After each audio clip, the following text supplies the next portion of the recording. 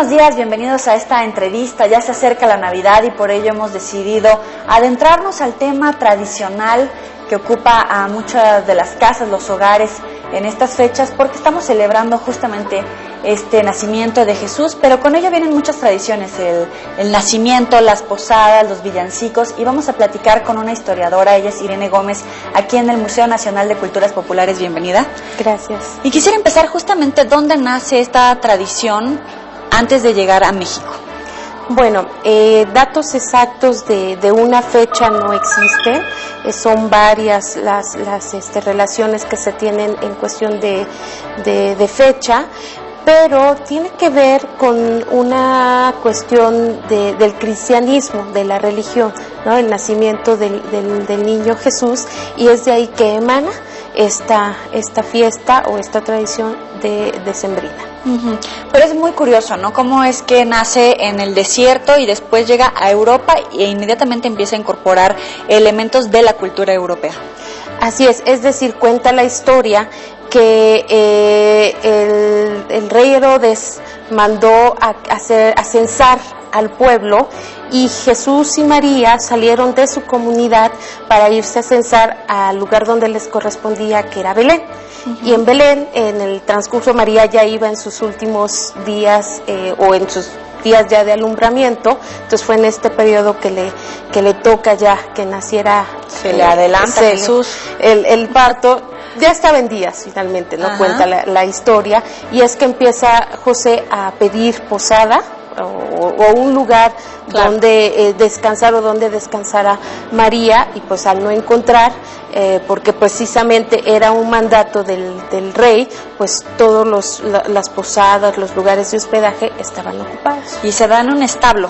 Se da en un establo, se dice que fue el único lugar donde halló espacio, entonces acondicionaron el lugar, y es ahí donde se da el alumbramiento, acompañado de la estrella. La luz que da o que en ese momento los iluminó fue la estrella. Pero realmente son como pocos elementos los que podemos adoptar en ese momento de la historia, ¿no? Es un establo, Jesús, María, José, la luz, la estrella que los está guiando, pero de repente se empiezan a incorporar varios elementos a este nacimiento. Sí, después son varias cosas, ¿no? Las que pueden ser representadas en el nacimiento. La primera pues tiene que ver con lo que ahora le conocemos como misterios o belenes, que es Jesús, que es la Virgen María, San José, el ángel, que es el que hace el anuncio del nacimiento del niño.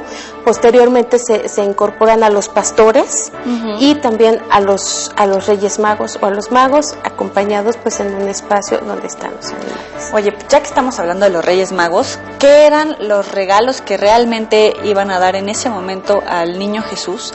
Porque de repente se hablan de los Reyes Magos ya como una tradición de traemos juguetes y 6 de enero y todo es felicidad, pero en realidad la tradición tiene un contenido simbólico muy importante. Pues cuenta que como venían de diferentes lugares, y de hecho ya como nosotros los conocemos hasta el color de la piel, ¿no? Están hablando de las diferentes regiones del mundo, pues traían oro, traían mirra, traían incienso, que en ese momento, en esas épocas, eran regalos preciados, ¿no? La mirra, el incienso, en esa época, en ese tiempo, eran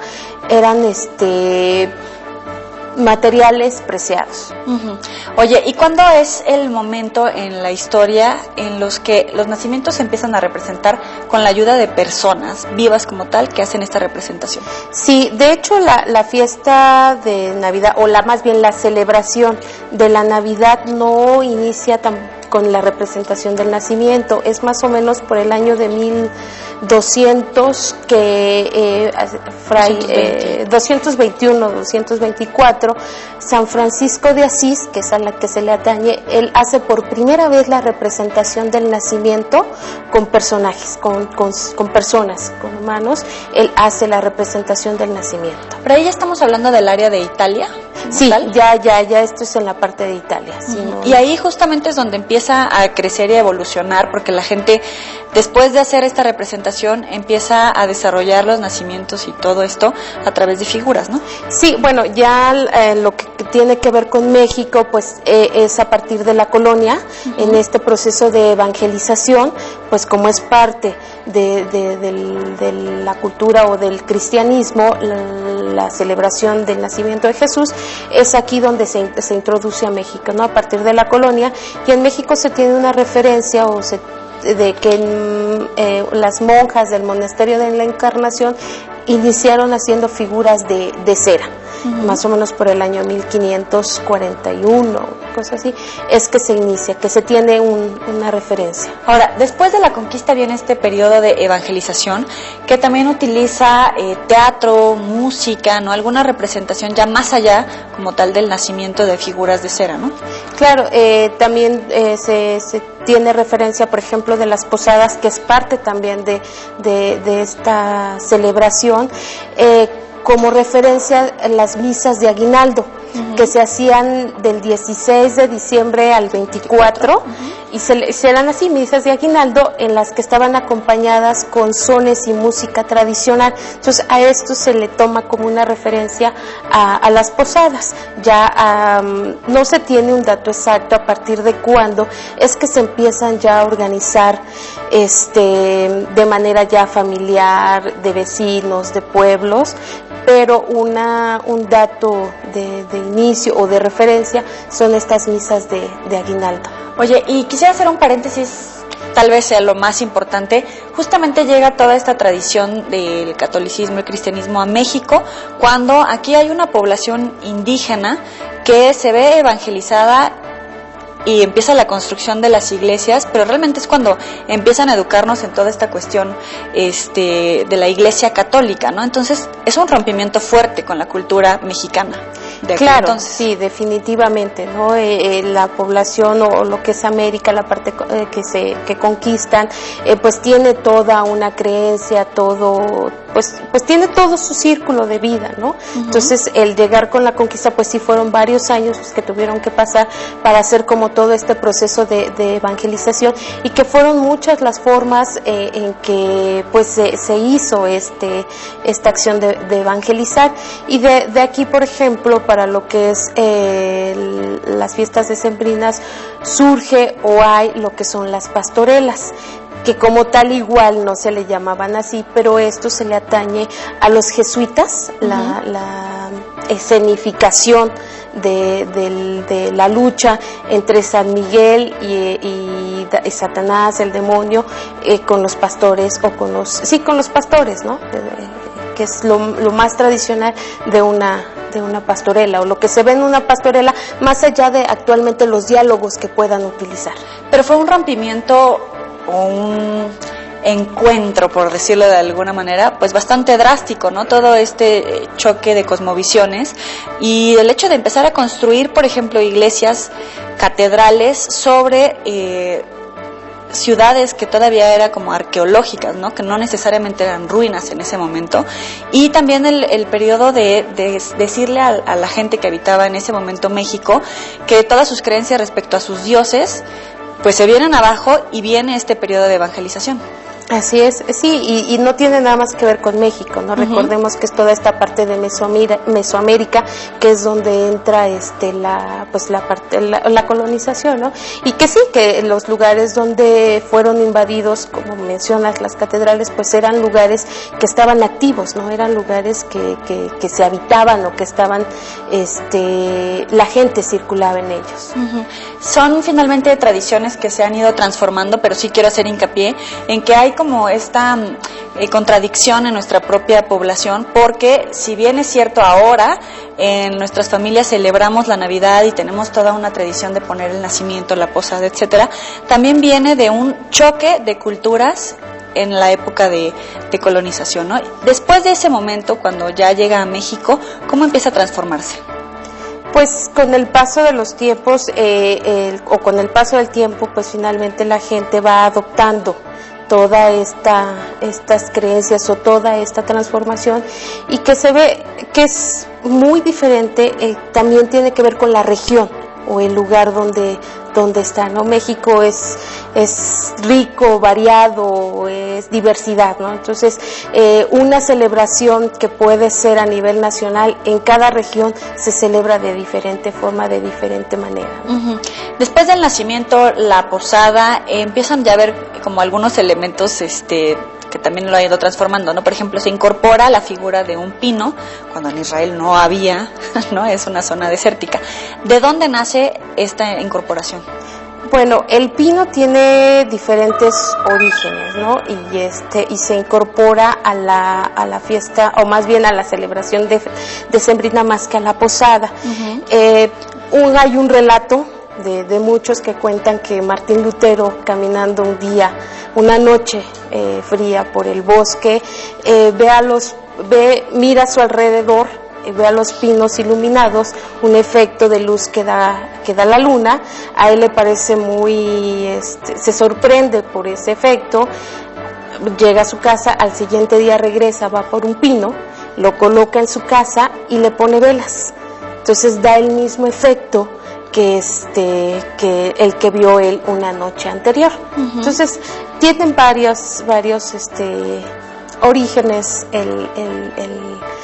el pino, y a México se dice que llega con Maximiliano de Habsburgo la colocación de los primeros árboles de Navidad. Uh-huh. ¿Y las esferas? Las esferas, bueno, también tiene que ver con muchas cosas, tiene que ver, por ejemplo, con este relato bíblico del primer árbol que estaba ahí sembrado, donde nacieron los primeros hombres, la manzana, con las manzanas, sí. Entonces tiene también este origen las esferas, ¿no? Por ahí cuentan en otro lugar, que son las victorias que han tenido, que son las cabezas que se colocaban en su momento. Imagínense, o sea, que estamos poniendo un arbolito con cabezas. Sí, son varias los orígenes y los relatos que cuentan acerca del origen del árbol. Oye, y la parte de la aparición de la estrella y la luz, que después se transformó como en los faroles en Europa, y que a la llegada, me parece que ya aquí es con las lucecitas estas de Bengala, ¿ese es el simbolismo de la luz? Bueno, es que finalmente la luz que habla en la creencia cristiana, pues es el nacimiento de Jesús, ¿no? Que da la luz a los hombres, ¿no? Que se manifiesta. La estrella es finalmente el anunciamiento, ¿no? Que da ese brillo de que nace el niño o el niño esperado. Y sí, tiene ese origen lo que pasa es que las luces de Bengala ya son elementos que se han ido incorporando ya más, digamos, ya de manera, ya más contemporáneo, ¿no? Que se han ido adaptando varios otros elementos también, ¿no? Oye, y algo que me llama mucho la atención es que nuestra aportación a esta tradición fue el guajolote. Así es, lo que nosotros ahora conocemos como el pavo, ajá, es de origen mexicano, al igual que las nochebuenas. Las nochebuenas, la planta de nochebuena tenía un gran significado en la época prehispánica. ¿Cuál era?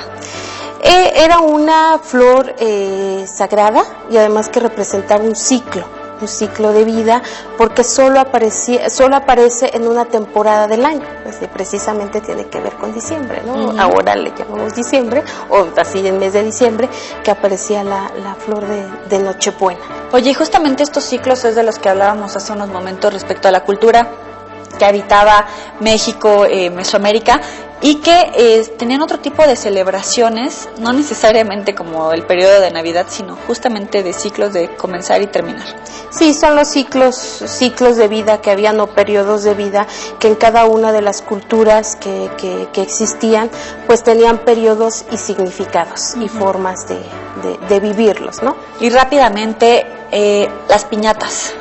Bueno, las piñatas en su origen, que es la tradicional, la de 7 picos, que significan los 7 pecados capitales, cuentan por ahí que lo que significa es precisamente la olla de barro, que es el Satanás o el demonio, y que los colores que se le pone, el color que se le ve, es como son estas tentaciones, ¿no? Y el asunto de pegarle a la piñata es estarle combatiendo al mal, y el que se rompa es que vence el bien hacia el mal.